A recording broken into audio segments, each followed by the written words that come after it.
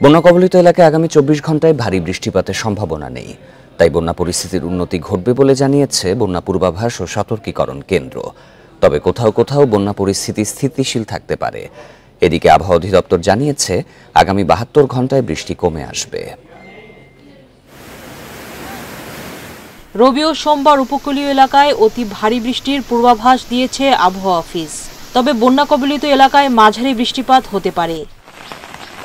সাগরে লঘুচাপের প্রভাবে সারা দেশে বৃষ্টি হবে। বেশি বৃষ্টি হবে বরিশাল ও খুলনায়। তবে সেটি খুলনা হয়ে পশ্চিমবঙ্গের দিকে যাওয়ার সম্ভাবনা আছে।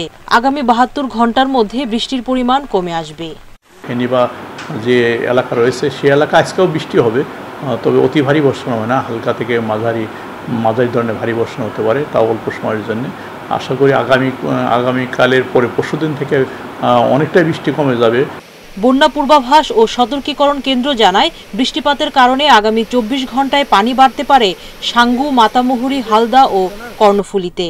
তবে ফেনী ও কুমিল্লা এবং উজানের নদ নদীতে পানি কমতে পারে। তাই সার্বিকভাবে উন্নতি হবে বন্যা পরিস্থিতির।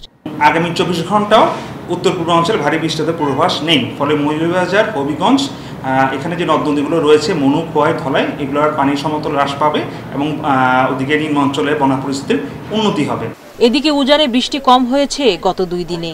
আর ত্রিপুরা অঞ্চলে মেঘ বিস্ফোরণের কারণে বন্যা ভয়াবহ রূপ নিয়েছে বলে জানায় আবহাওয়া অফিস।